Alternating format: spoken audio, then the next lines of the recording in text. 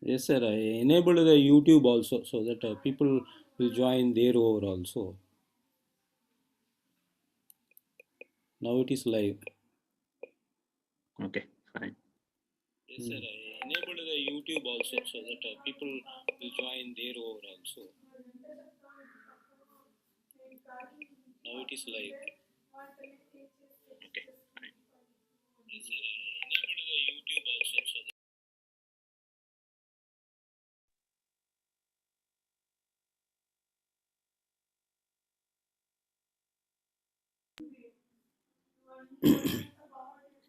Ashok, I can hear some echoes. Can you adjust it from your Yeah, end? yeah. Done. Now you may not be getting a echo, sir. Okay.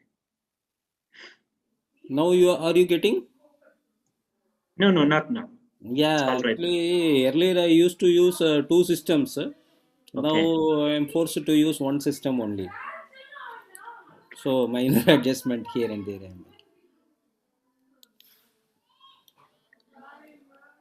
Audience are joining.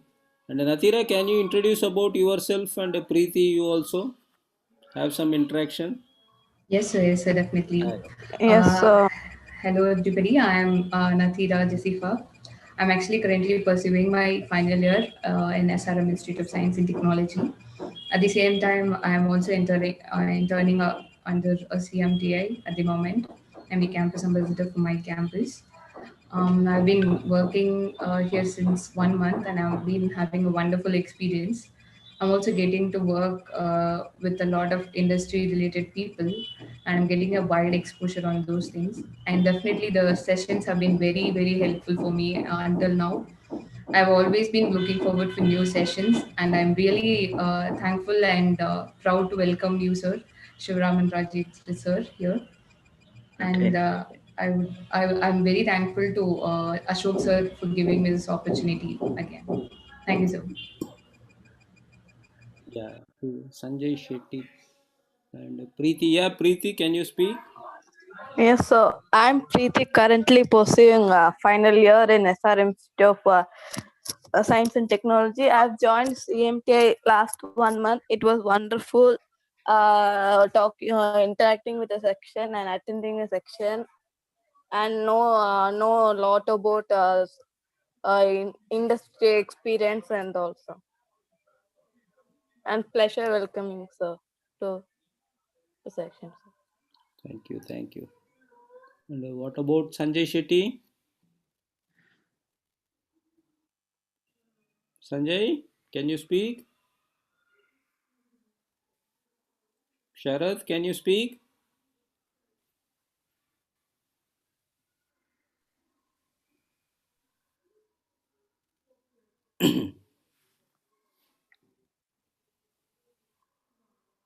Sharath, will you introduce yourself?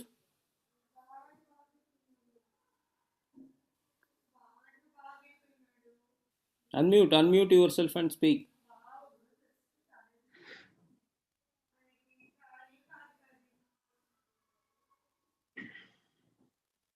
Unmute your mic.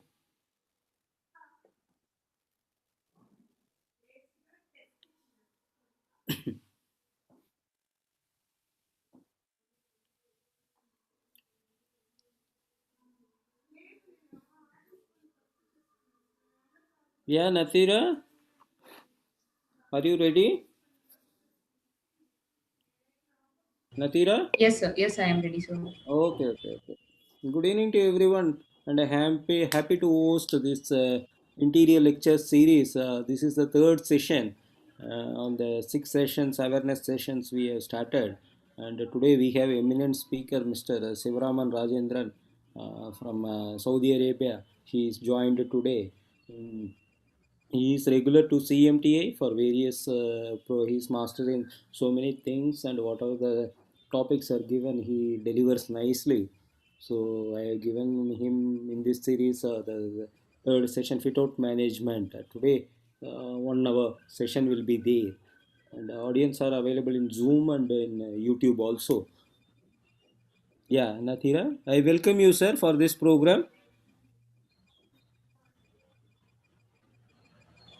Yeah. Ashok, can I start presenting it? Yeah.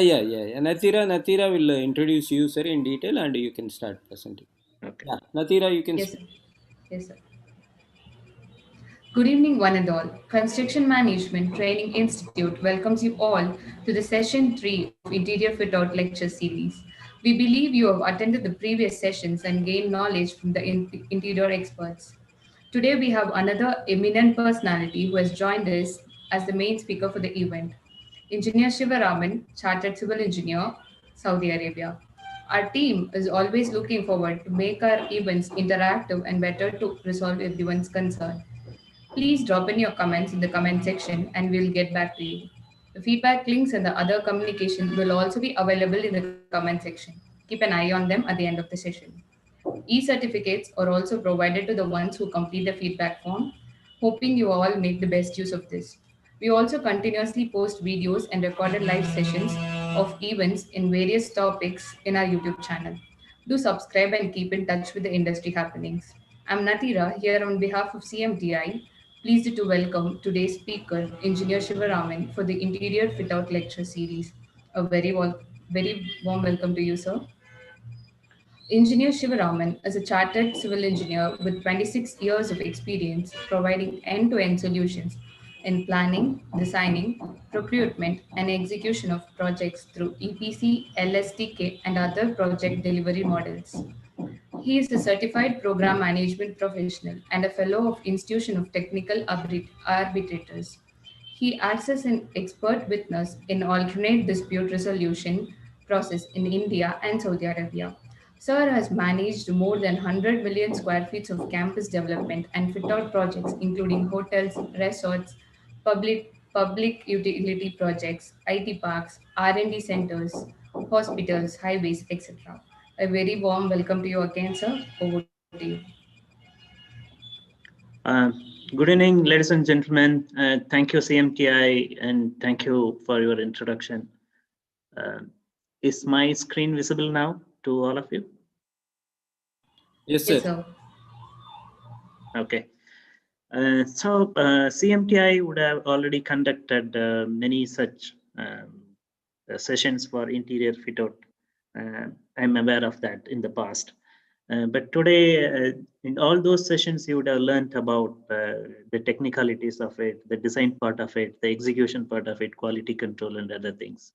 Today, I thought, as a different measure, I thought I can share something about the fit out project management from the project management point of view.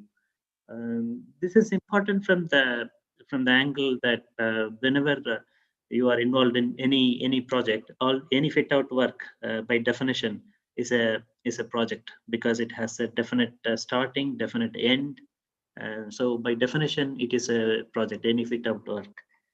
So this has its own complexities, which we'll see in the future slides. And for an experienced people, this may be in a repetition or a little bit boring, but this presentation is focused mainly at students and then likely to be engineers and then fresh graduates or guys, those who have recently joined the fit out project management career. So going forward, what is an interior fit out? The first question, how do you define it is an interior fit out project by looking at it or by understanding? Can we say this is an interior fit out? Yes, this is for a small residence or hotel or your own home, flats, apartments. We can say this is an interior fit out.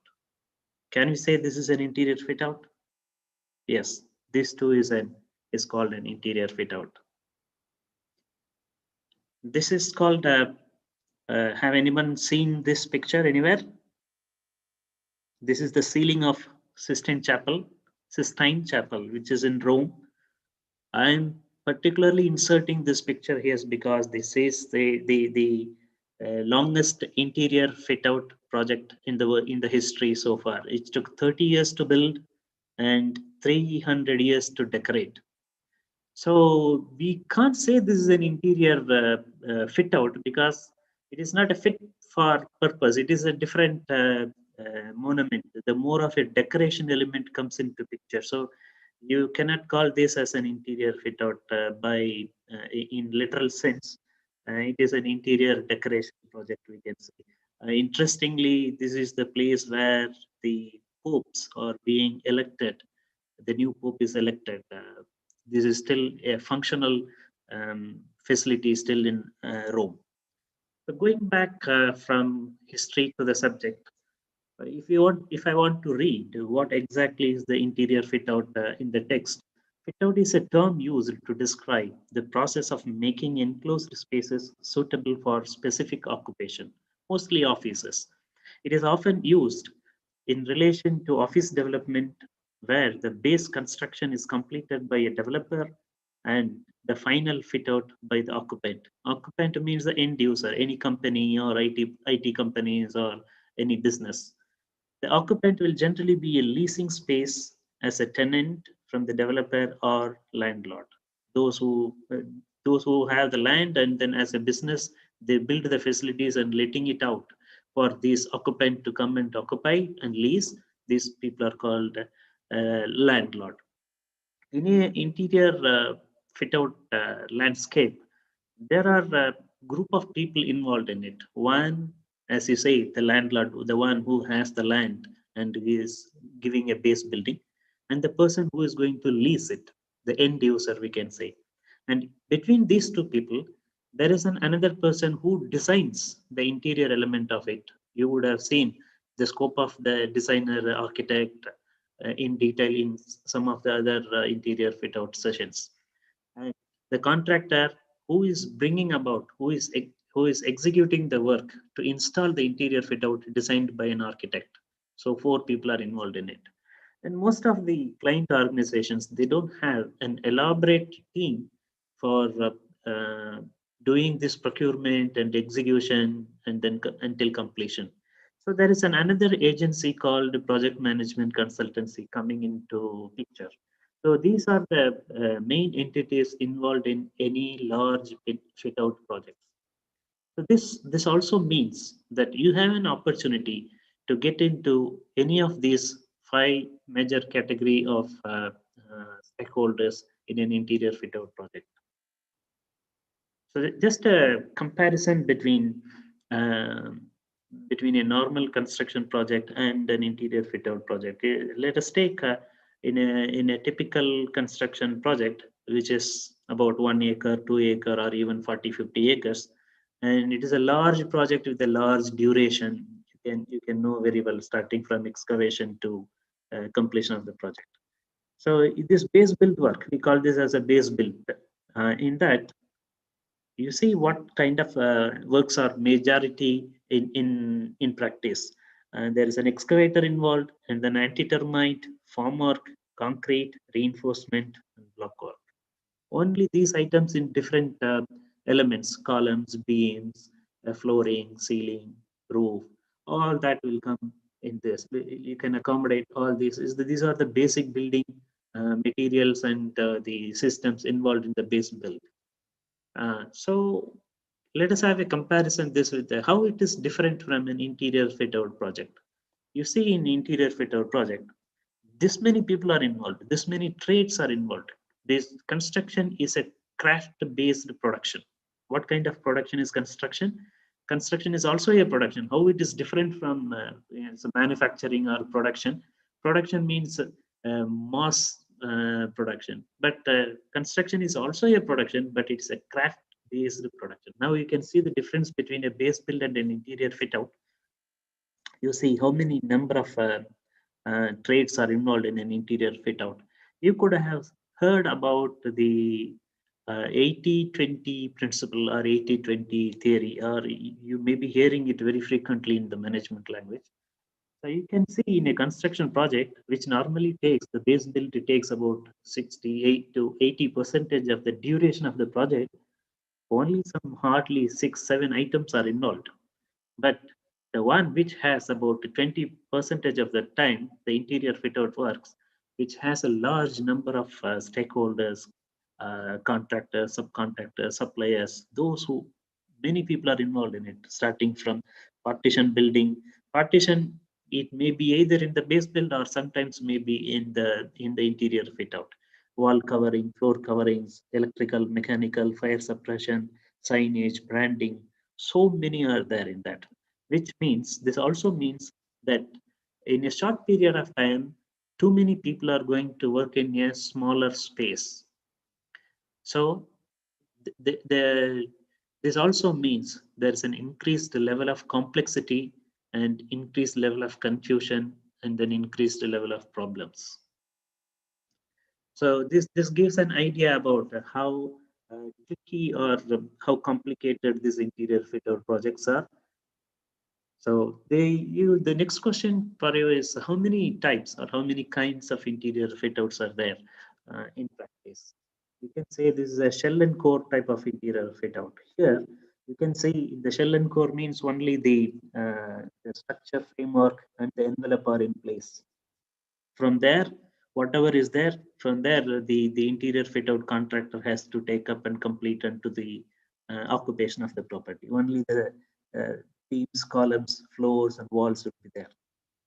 Someone is scratching on my screen. And then water, drainage, electricity, backbone systems are available. Water supply, the main water supply, the main electricity, the panel board up to the transformer level. Only that level infrastructure will be there. I call it as a backbone infrastructure. Then there is a term called cold shell and warm shell being used in shell and core type of projects. Cold shell means even the side walls are also not there, because in some end users they have their own style of construction, or the insulation categories, insulation requirements will be there. So for that, in some developers or some end users, they want to take up as a cold shell. Even the walls will be designed to the end user requirement, the tenant requirements. Or most of the times it is called warm shell, which means the external windows, the glazing, the walls are also constructed along with the structural basic framework. It is called warm shell. About 80-90% of interior fit out at the shell and core type or of warm shell type. Cold shell very rarely. Some industries, specific industries, they have their own insulation, wall insulation requirements. They go for this kind. So they want a specific type of glass as a corporate requirement, and they want to display something differently to their customized, they go for a cold shell. The other type is the category A. It's called the Cat A normally. Just nothing but the warm shell plus the toilets and floor wall coverings and fixed furniture will be there, which means the staircase handrails, the floorings would be in place, toilets would be in place, electrical distributions will be there, main distributions of electrical and the fire suppression systems, and then electrical outlets also would be there in place. And this is normally done by the landlords and real estate developers. They give this at this condition. Starting from this point, whatever you are going to do, this kind of a development is called a category A type of fit out projects. And most of the interior fit out projects, about 50% I can say, come under this category. Here, this is practiced only when the end user has his own taste, or he wants to have some more partitions in between, or he wants to have the meeting room layouts to suit his requirement. They want to take like this. Mostly the people with call centers, they go for this, because normally they go for a high density population, very closely located workstations, and they choose this kind of category type of A, where the end user has more flexibility to accommodate more number of people. And the most common one is the category B, Cat B, we call. And this is the one normally sought by the multinational corporations, where they come for a real estate solution. They go for a Cat B. This is nothing but Cat A fit out plus partitions. 1 minute.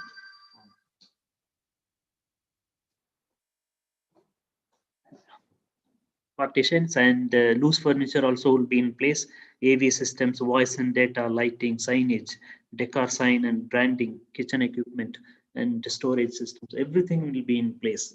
Nothing is left out. Complete means complete. This is called CAT-B. This is the most common one sought by the international companies, the MNCs, software companies.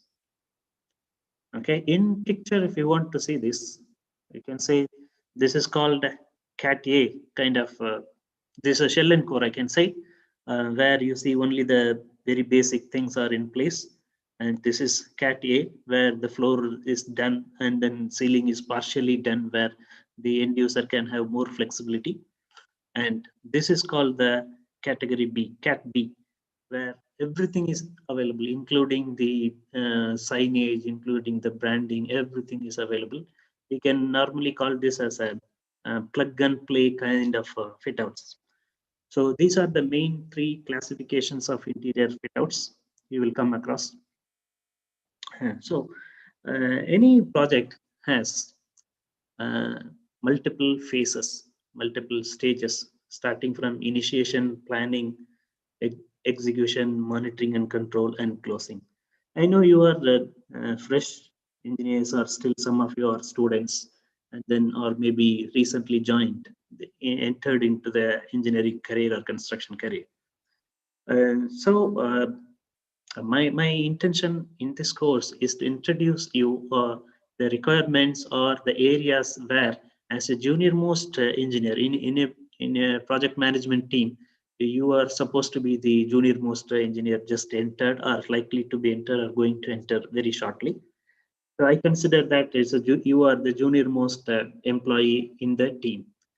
So for such a person, in each phase of the project, starting from initiation, where you will be involved and what you are expected to do at every stage and how you can deal with that. This is what I am trying to focus, and that is why I have divided this into 5 sections, and then the actions or activities where you are likely to be involved. I'm going to tell you this. First, let us see the initiation, project initiation. This is the phase where all the top level people are involved, and as a junior engineer, you would be only helping your project manager or the team or the client side, the corporate real estate people or the procurement team from the client. You will be just helping them to make the well-informed business decisions. Any fit-out project starts from the business case that we need some 300 seat for the fit-out project. Am I audible? Is the screen still visible to you? Yes, sir. Okay. So any fit-out project starts from the business case, followed by the feasibility study. Here in the feasibility study, you will be helping your project manager or the end user to decide between multiple options available, whether each facility will come with its own ups and downs, negatives and positives, advantages and disadvantages. So you will help. You will be using some tools like SWOT analysis. SWOT means strength, weakness, opportunities, and threat. This is one of the management decision tool when you are going to take a decision on a multiple options. So this feasibility study will be there, and then you will help the project manager to prepare the project charter. This is the principal document which is going to be as the reference point or a common reference going forward until the completion of the project. And then you will become part of the team in that. You will be part of the project office, you'll be stationed in the project office. And going forward, all the project development phases, you will keep reviewing the document and then updating the information to your manager. So your role is limited, but at a lower level, just an assistance or helping. So you will only understand things, and then he will tell you what to do. You go through the document and then make a advantage, disadvantage, make some presentations. This is where mainly your role as a junior engineer during the project initiation phase, because major decisions are going to be taken where you will only help as a information feeder or assistance. When you go to planning phase, your involvement will increase a little bit. So let us see one by one. Here we'll do the execution strategy. So some of the clients may think that they can get the work done by the developer himself. They don't want to get into the tangle of going for a procurement cycle and then add one more people, two more people, three more people, like architect, project management and all.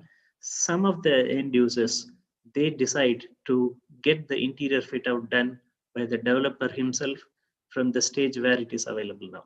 So this is kind of a strategy where it is urgently required, or where the client organization does not have any procurement or any. This is a startup company and you want a space within a short period of time. This is normally used. So this kind of decisions are taken before the detailed planning is started. So this is called execution strategy. Here you will only assist your management in data gathering and then and things like that. So in case if you want to, they want to go with a full-fledged project management architect and all, so you will be involved in shortlisting, recommending people, contacting them whether they are available. So it is called solicitation of interest from architects, project management, and then contractors. So you will be doing this kind of work, solicitation of interest, and then writing up introduction letters to the organizations, invite them, bid, kind of things. So next is the contract delivery model. There are different contract delivery model available. Those who have attended my earlier sessions, you may be knowing it. So there are commonly the item rate method, the EPC contract, like this, design build, design bid build, like this. Many are there. Each has its own advantage and disadvantage. The decision on the contract delivery model decides 50% of the success of any interior fit out project, I can say, or any project for that matter. So at this stage, you will only be assisting your management, like data gathering. Here you will do only the data gathering, which are the contractors available, and what are their current projects, how much they are engaged now. Are they able to take up our project? Will they be able to take our project also? So this kind of information you will collect and then feed to the management. Here you will do this kind of works in um, deciding the contract delivery model. Next is the creating baselines. So here you will collect the requirement and then put it in the document form, like creating the baseline. There are three kinds of baseline frequently used in project management, which is the scope baseline, cost baseline, and the schedule baseline. Scope, cost, and time. These are called the three constraints in any project management. So you will here you will do the basic planning works and then create some baselines to the management. Here also you will do some data collection and some work, planning work here, planning scheduling work. So you will do it. Estimation also will be part of it. When you do the cost baseline, you have to do some estimation also. There are different kinds of estimation. There you will be given some introduction, or sometimes you have to take reference from the nearby or the recent project. This is called the parametric estimation type. So you will be, you need to be thorough with this kind of basic estimation or preliminary estimation methods, and then the Primavera or MS Office packages. You have to be using it. The next is the progress measurement. Once you have the baseline, and going forward, you have to measure the Lines are project not based on. going. Sir, Hello. sir, that lines are not going. Can you reshare the screen? Someone has. How to do it? Reshare means I have to stop it and then share it again. Yes. Preeti, can you, if you don't know something, please don't do. Yeah, is it okay now? Yeah. Yes, sir. Okay. So going forward, you have to decide well in advance how you are going to measure the project progress. Is it in stage wise or progressive payment? And this is going to be helpful in deciding the contract duration and administer the contract. This project progress measurement, you have to decide well in advance. So here you will be helping as a planning engineer or a junior planning engineer or a junior estimator. You have to advise or you have to suggest to the management or the project manager that the easiest ways or the most fruitful ways of managing a project based on the resources available. If you are not given more resources, then you cannot go into very detailed project measurement. You can say very stage wise. You can recommend only the stage wise measurement, not into the detailed measurement. So like that, based on the resource availability or based on the extent of control you need on your project, you can decide the stage measurement or continuous progress measurement. You can decide and then recommend. So you would be doing this kind of work and then communicating with the stakeholders. And you are also a stakeholder in your project, and based on the direction from the project manager, you have to communicate with the other stakeholders involved in the project, because most of the times either you will convey them the project progress, or you will have some approvals from them, or you will have some actions from them. So this kind of follow this, they may be clients, contractors, consultants, or any other external agencies in case any approval is required. So if government is approval is required, the government is also is a stakeholder in your project. So you will be communicating, and then you are taking information from them. This is also you will be doing as a junior engineer in a Fitout team. Then the maintaining of a drawing register. This ultimately will end up at the junior most engineer, the drawing register, maintaining the drawing register.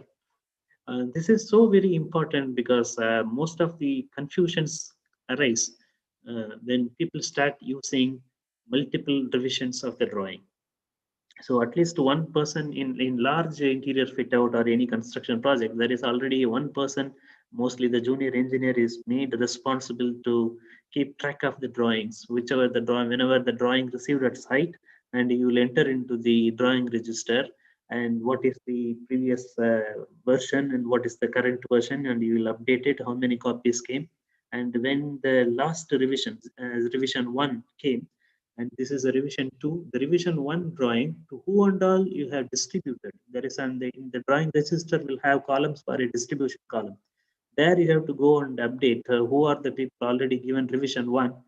You have to send the revision 2 to all the people, those who have been already received, sent the revision 1. Otherwise, one of them will still be using an older version of drawing, which will create a lot of issues in future, or additional claims, rework, rectification, so many confusions.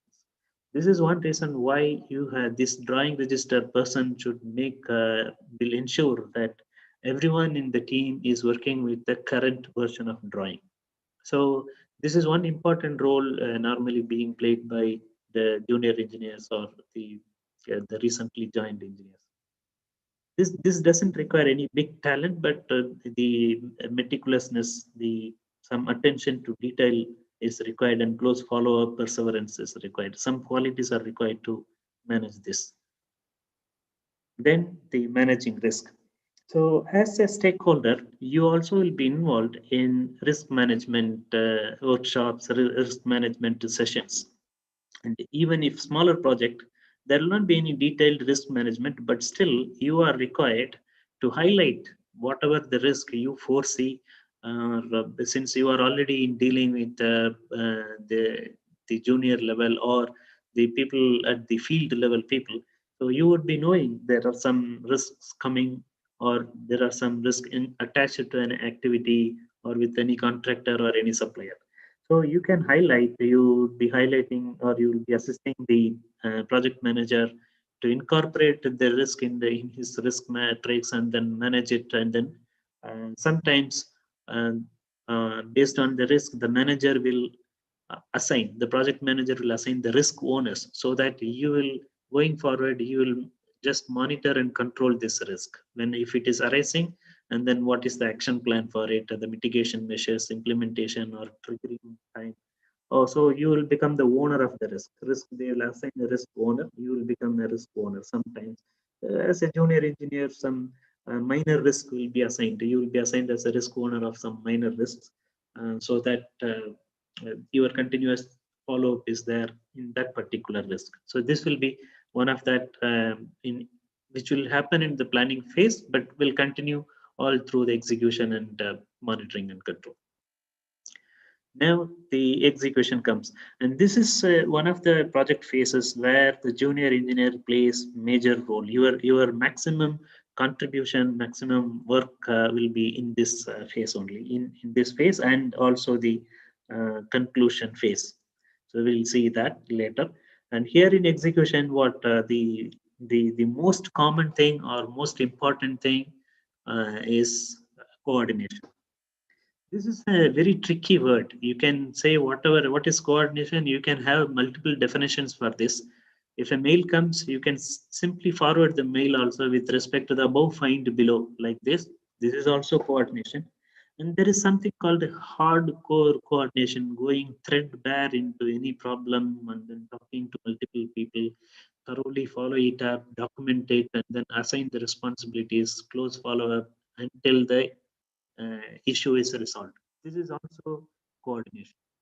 So you have to choose which areas or which issues need what level of coordination. You have to choose and work accordingly. This is the place where you can actually learn the teamwork, the project management style of functioning. All that will happen from the project coordination.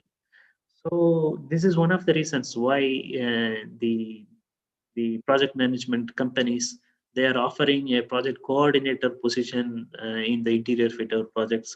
This may be your first role as a project coordinator, because this is exactly where you get exposure to how things work and what are the roles and responsibilities of each person, where to tap for what issues and all. So this would be your most of the times you would be doing coordination in any interior fit out project as a junior staff. Next is the approved suppliers and subcontractors. During the contract stage or the initial stages of project only, each consultant or the end users, they finalize the list of approved suppliers and subcontractors. You need to be little careful in that, so that none of the non-approved suppliers and subcontractors find a place in your suppliers list, and then they start supplying and later it became an issue. So this you have to keep a reference, and then whenever any new supplier or new subcontractors is giving the material submittal, you have to refer back to this list whether they are approved or not. So this will become one of your responsibilities as a junior staff. Then the material submittals. Whenever a contractor submitting any new material before procurement, he will give this to you, material supply. Here, first thing, as I told you, you have to check whether it is already in the list of approved suppliers or subcontractors. If not, you have to highlight to the project manager to include this, or ask for some exclusion for this particular item, or then you can initiate the procurement process with that. And along the material submittal, before approving this material, you have to look for the specification, check how far it is, and then quality, whether the quantity is available, required quantity is available, attic stock to be added, or what kind of special requirement is required for delivery. All this you have to mention in the approval for material submittal itself. So this will reduce a lot of issues in future. If you lose these items, and then the contractor is going to dump you unnecessary material at unnecessary time, or is not going to supply this at when it is actually required. This is where this material submittals are the important document, and you would be required to maintain this document also. And this, when the material actually reaches the site, you have to again refer this document to whether the material received is the same material what the you have given approval on the material submittal. So this is why you have to maintain this document under your custody. Then the sample approvals. Same is the case with the sample approval. Whenever we approve a sample, you have to retain a copy of that. You should ask the contractor to submit two numbers, so that you get the approval from the project manager. You sign it in both places, and then one will go to the contractor for procurement of the material. One, as a reference supplier sample, it should go to your sample room. So this is going to help you when the actual material reaches. You can check with your sample, refer to the sample whether the same material has come or any specs changes, thickness changes. So there you have to insist the project manager for a specific sample room within the site office itself, or within the construction site. A specific sample room should be there. So at least one of the team members normally takes care of this sample maintenance and shop drawings.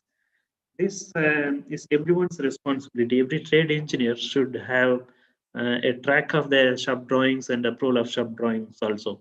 So there is a standard stamping formalities you being practiced while approving the shop drawings, and how the contractual obligations are inbuilt or in the shop drawing, so that the contractor doesn't escape through the shop drawing approval and all.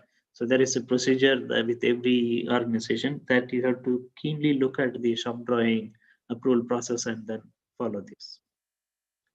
Then the conflict resolution. This conflict resolution also means technical as well as the procedural conflict resolution.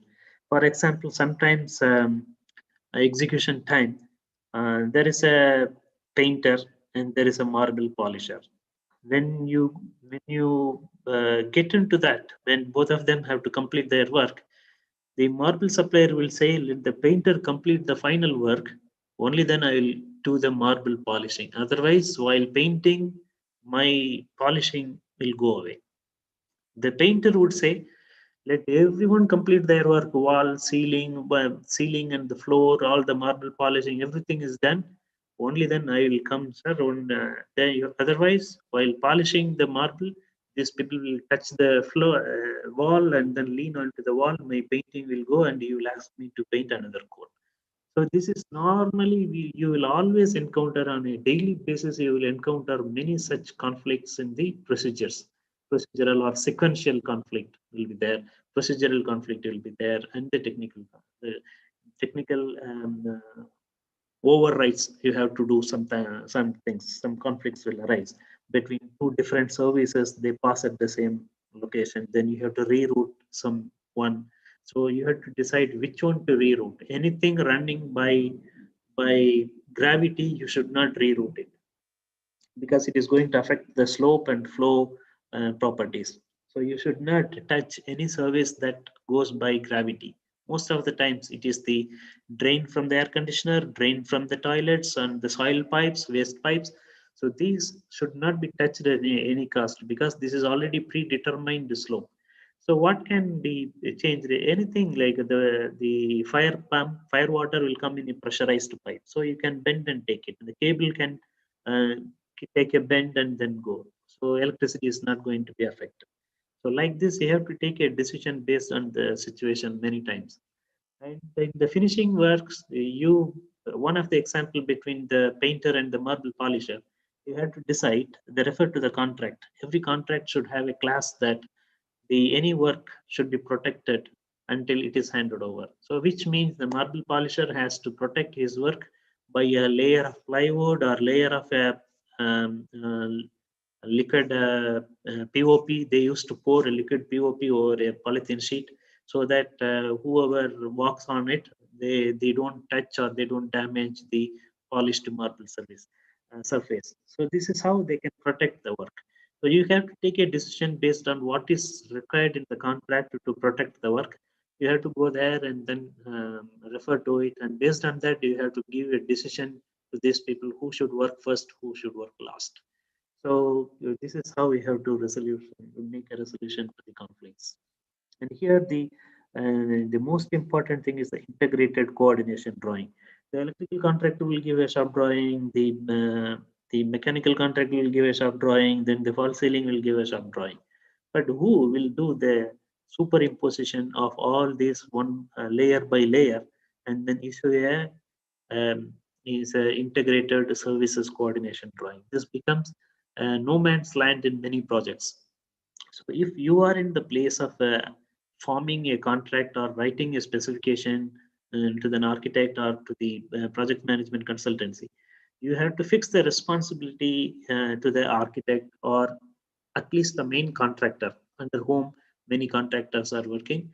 At least the main contractor should be given the responsibility of preparing the integrated coordinated drawing by receiving the shop drawing from all other suppliers and subcontractors, and then put it in an AutoCAD in every layer, so that once you can switch on all the layers, you will see which are the services clashing with each other, then find a solution for that. So this is an important task from you. It is expected that you have to actively involved in this process to avoid any clashes in the drawing itself, so that at sight you don't scratch your head.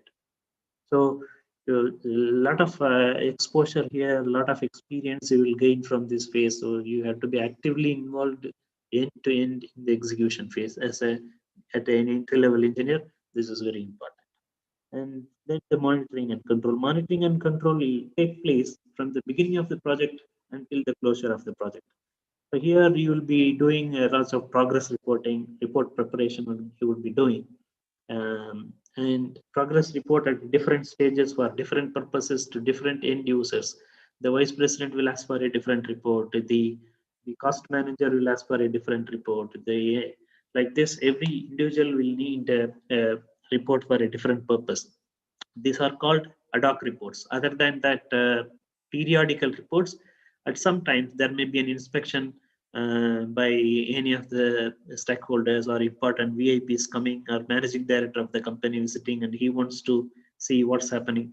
So at that time, from the client side, immediate requirement will come to prepare the progress report as of today. So these are called ad hoc reports. So normally the entry level engineers would be preparing the ad hoc report, which will be seen by the management. But so you need to think that since the audience is at a top management level, you have to collect the right information from the correct people and then report to the perfect thing to the management. So otherwise, based on your report, and they may be taking some decisions which may be irrelevant to the stages of the project. Then minutes of meeting. So you cannot expect the senior most person or your project managers to sit and take notes while people are discussing. So normally the entry level engineers um, are engaged for this purpose. So you need to be careful in recording the minutes of meeting and then distributing it and then documenting it, and also fix the action items and then call them, follow up. All that would be your response. You would be doing as part of your work. You will not know where you will end up there. So sometimes you may think that I'm a only finishes engineer. What I may do with the minutes of meeting? You cannot have that. When the project manager comes in the morning, you are the regular minutes of meeting person, or his secretary would have applied for leave. So when you say good morning, he will call you. Come, we'll go to the meeting, and then immediately he'll tell you, take the minutes. So you shouldn't get surprised. So you be thorough in the procedures and then with the structure of the minutes of meeting. And you in that case, instead of saying that I don't know anything and earn a bad name, so better to go with him, take down in the piece of paper, and then come back and call the person who's usually preparing the minutes of meeting and get the template from him, and then you can fix in these details. I have taken minutes of meeting in the tissue paper also. Sometimes in the middle of the night, I have attended some meetings and where I was to take the MOM. So nothing, no paper, nothing, no notebooks, no scratchbooks. So I used to take the tissue paper and then written 1 minutes of meeting also some many years before. So you should be prepared for this kind of odd jobs when you are entering into project management companies. Then the trackers. So all through the project monitoring, you have to track many things. You have to track the contract performance. You have to track the contractors. Contract administration, you have to prepare a tracker. For the progress, you can take it. For a payment, you have to prepare a payment tracker. For any deliveries, you have to prepare a delivery tracker. For long lead items, you have to prepare a long lead item tracker. For procurement process, you have to prepare procurement tracker. Like this, literally any deliverable can be tracked from a particular entity or from many entities. So you should be knowing what are the forms and to be practiced and what exactly need to be tracked at what intervals you have to follow up. Next is the rebaselining and catch-up strategy. You can see going forward in your career that even though we have a lot of PMPs, a lot of procedures, formalities, most 99% of the project is having some lack. Either it is cost overrun or time overrun. So in that cases, you have to prepare the rebaseline. Your baseline has to change based on some other changes or anybody's default or something. So you have to re-baseline. You should know how to re-baseline the remaining work and how to catch up it. Okay, sometimes you will do project crashing, sometimes you will do fast tracking. These two are two different things. Based on your strategy, based on the resources available, you have to decide whether to do project crashing or you have to do fast tracking. And you have to incorporate this in your baseline. Going forward, you have to track the remaining work, how to complete it with the remaining time. This is called a re-baseline. You should be doing it going forward in your career. And the quality control. The other classes, I hope they would have given in detailed checking procedures, formalities, what to check, the checklist to be used during the quality control. Here I say quality control, not quality assurance, because quality assurance is not your responsibility. This is at a macro level. Your company management and then the project manager will be involved in quality assurance procedures. Quality assurance is nothing but checking how you manage the quality and how you control the quality, how you treat the quality issues. So all these procedure and formalities, the effectiveness of the procedures and formalities would be checked. That is called quality assurance. Here you are doing only the product quality, whether the line is vertical, the paint is having sufficient thickness, or the false ceiling is having correct length line. So these are the product quality is called quality control. You would be involved, actively involved in quality control. Next is the change control process.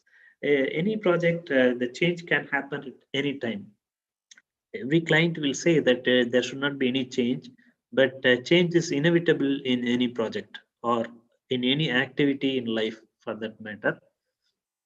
So whenever change occurs, how to document this change and how to get the approval or disapproval, and then if it is approved, how to execute this, how to incorporate in the work and then include and do the work. This is the art of this change control process. So you would be involved at this. Sometimes you will be the initiator of the change because you are at the site level.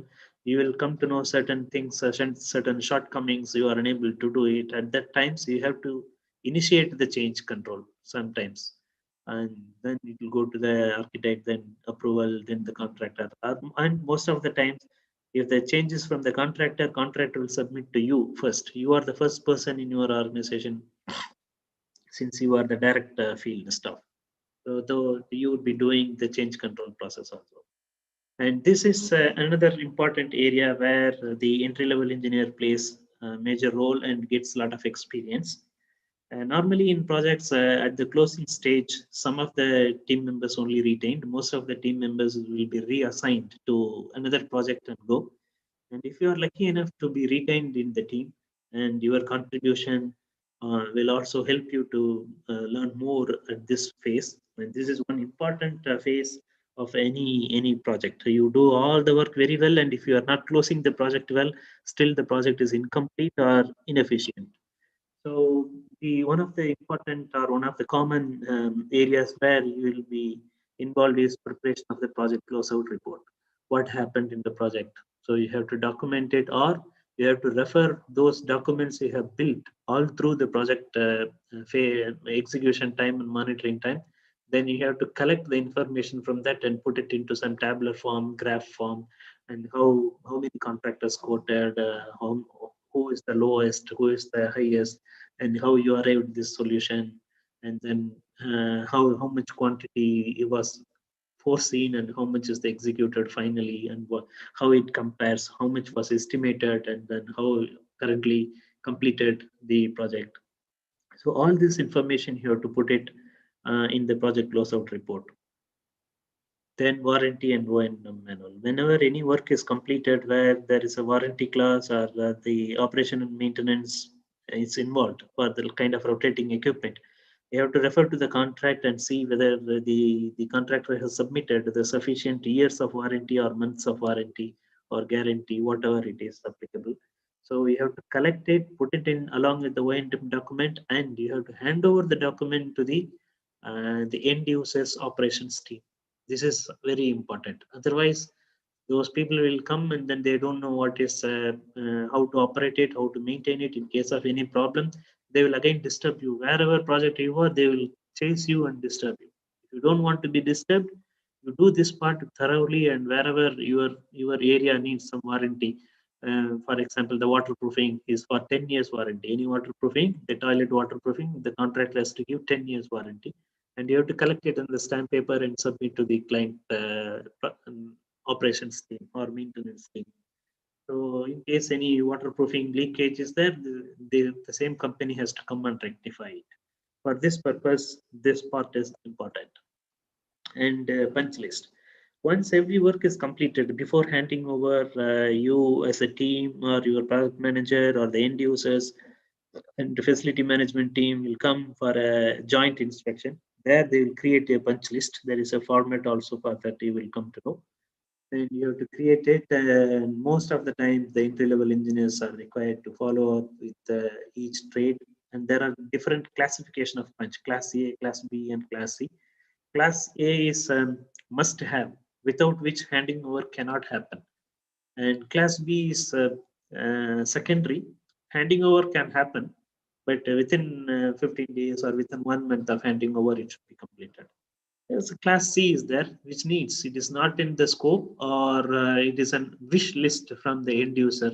If the contractor has sufficient money and time, he can do it, or he can ask for a change request to do it. So that is immaterial. But Class B and Class A and Class B are important. Class A is a must, and Class B is secondary.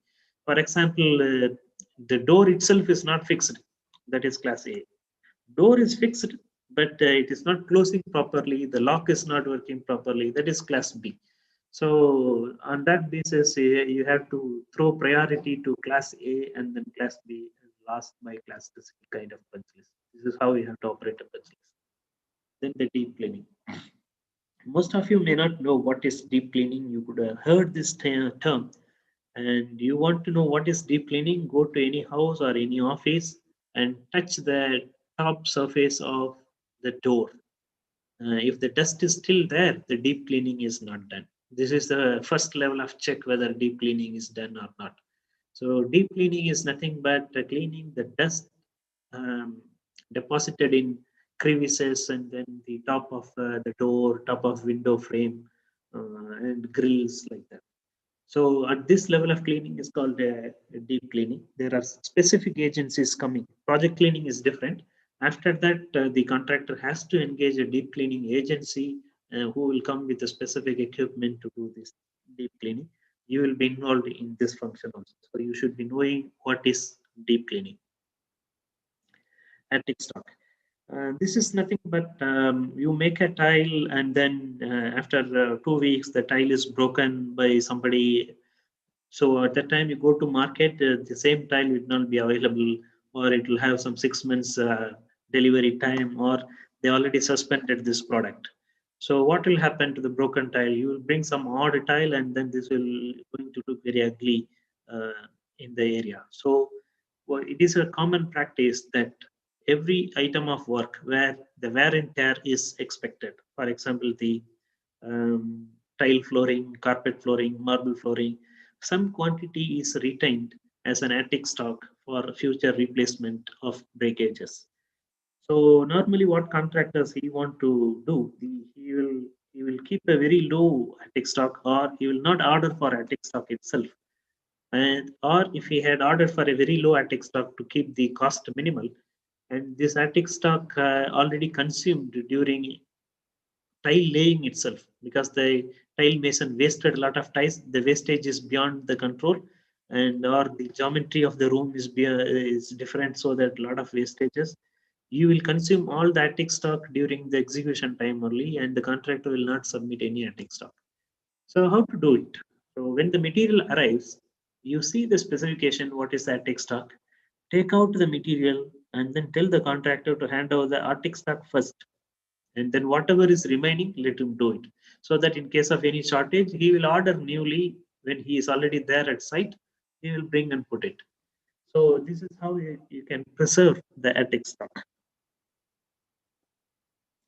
then the technical closeout. Any project has multiple stages of closeout. One is the technical closeout and the commercial closeout. Technical closeout is nothing but whatever I have mentioned earlier.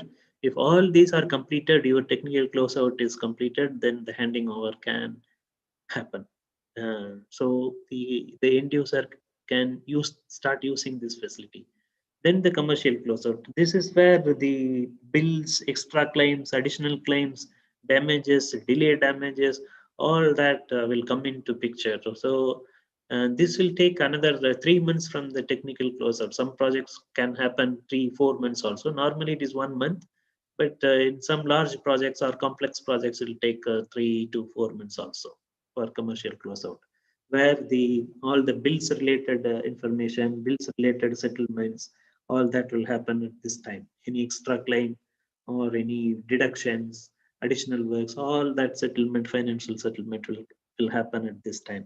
So you will be helping your procurement team and the project manager for a commercial closeout.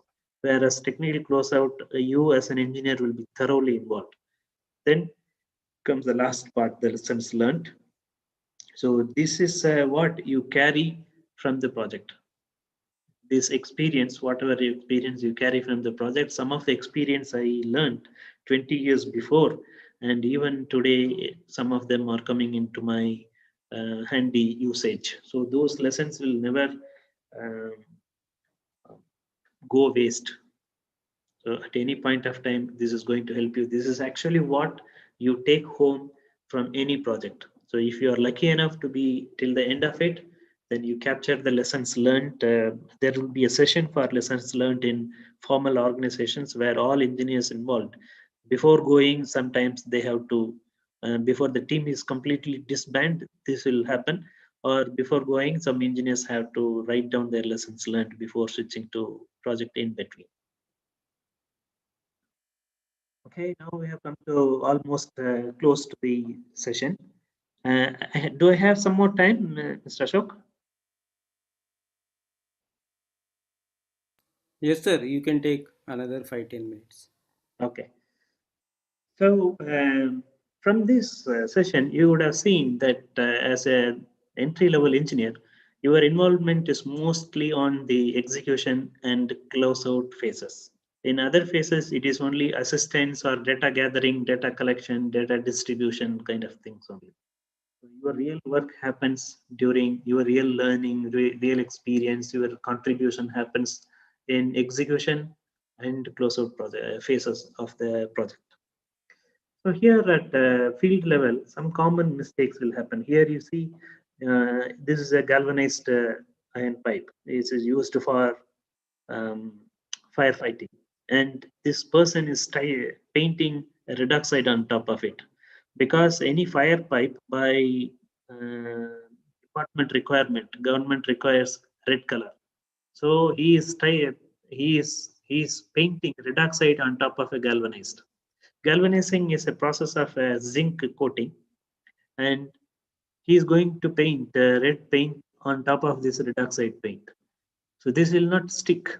While execution itself, all the paint will come out because zinc as a material, it needs another zinc as a base for a paint to stay on it. So because of this ignorance, nobody has seen it, and then he started painting red oxide. So which means this needs a zinc chromate to be applied before the red paint to be applied, not the red oxide. This is only for the MS pipes where you can apply a red oxide directly, like our grills, gates, where MS flats are used. So this is a common pitfall. This is a design issue. You see height of the warehouse and where the AC duct is going. So what's the use of having such a tall opening for the rolling shutter, and you are preventing the way by running a air conditioning duct into that. It is a design issue which this happened in one of my earlier projects in India. It's a long time back. It is a design issue, and this happened in a laboratory project in Bangalore. So you see the plug point and the gas piping. So we have to bend the gas piping little bit horizontally to make way for the plug point.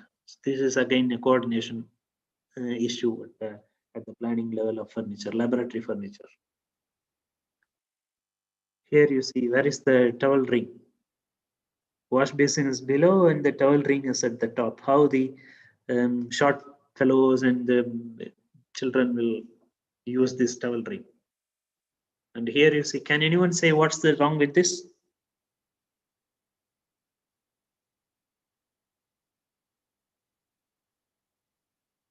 The carpet flooring, the pattern of the flooring is parallel to the steps, and then people don't know, you cannot quickly find out where exactly the step is starting or ending. So this will create an illusion which will make you fall down. So this needs to be avoided. It's a wrong selection of carpet at the wrong place. And here you can see AC duct alignment and the wall opening and then AC duct in two different alignments. Here you can see the normally we stop plastering at 10 centimeter above the false ceiling level, and then you can see the opening coming below that, which means some of the AC duct is going to be below the false ceiling level. This is wrong. So somewhere something went wrong and this has happened. And you see the multiple openings, markings for openings, multiple. Already opening is done, and we have used the plywood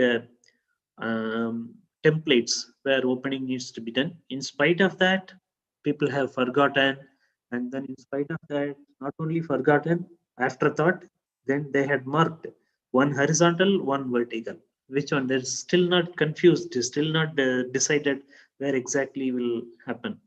The reason is people have used two different levels, two different reference points. So this is one of the reasons why people had a lot of reworks on a wall. This happened in one of the projects.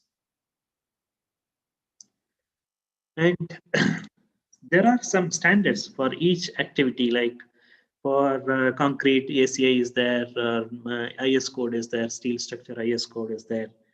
For firefighting, you have the UL standard, you have the FM standard. For HVAC, you have the SMACNA standards, you have ASTRA standards. For furniture, there are some standards. Many people in India do not know, and specifically some clients insisted on some standards on furnitures. There is an organization called BIFMA. It's nothing but Business and Institutional Furniture Manufacturers Association of America. This is called BIFMA, and they have done some, not some, they have developed many standards for furniture, desk products, lounge and public seating, use of seating, small office, home office, educational seating. Like this, many standards they made. The American National Standards Institution, they have adopted some of them and made them as an ANSI standard itself. So you may encounter in some cases that the end user is asking for this kind of standards.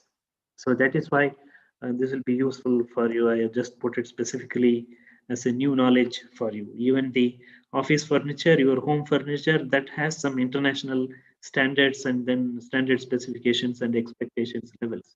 Once you go with international companies or international end users, you will be required to be thorough with this. In some cases, people may refer this. You should be conversant enough to comprehend what the client is talking. Okay, so I wind up my talk. I stop sharing now, then you can ask for any questions now. Thank you, sir. The wonderful lecture, and I am happy to listen. And the audience also got a very good knowledge. Around 300 people attended in YouTube, and in Okay, Zoom, around 15 to 20 people were there. Yeah, audience, if you have any questions, Bhavesh, can you interact with sir? Bhavesh is muted. let me switch on my camera so that people can see me. Yeah, Ashish, Ashish, Bhavesh. If anyone audience, if you have any questions, you can ask sir. He's available. Otherwise, you Yes, can sir. note down his email ID. You can write the email also. I will Hello, share sir. in the chat box. Natira here. Yeah, Natira.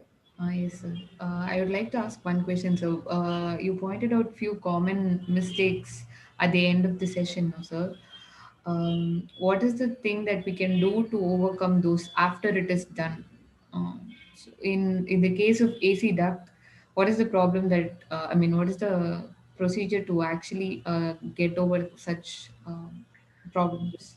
Yeah, in the case of AC duct, we were unable to do anything because the other side, it should be on a case by case basis. On the other side, we had a chemical storage room which cannot be penetrated for any reason because of fire hazard and all. It is a laboratory chemical storage. So the standards do not allow us to protrude this room. There are so many refractory padding and all that. So for that reason, we had to limit the height of the truck.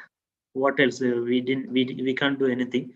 This became an operational shortcoming, so that the high bay cranes or high bay trucks cannot enter. There was a specific notification placed on that. So it is done. It is an irreversible damage to the design.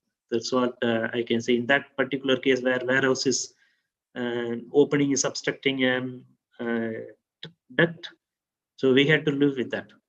So this lesson can happen, and then you carry this lesson, and then you don't repeat it. That is where we can make use of it. Otherwise, where that is done is done. Yes, sir. Yes, sir. I understood, sir. Thank you, sir.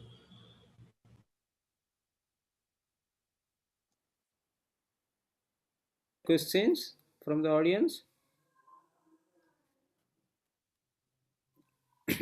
All are students, so it will be a new subject for them. Once they start experiencing, definitely Yeah, they. this is an eye opener for them, because instead of going into the field or going to attend an interview without knowing anything about the subject, at least they hear something and then they can relate it, what people are asking in the interview, or they already got a job, and when they go to the site, they should at least be able to comprehend, relate to things what it is.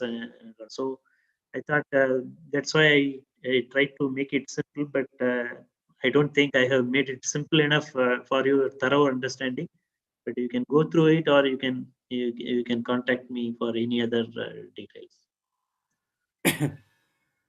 Thank you, sir. Thanks for joining us on your holiday.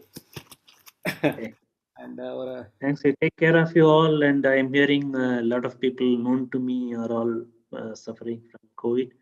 Please take care of you. Take care, all of you. sure, sir. Thank you all.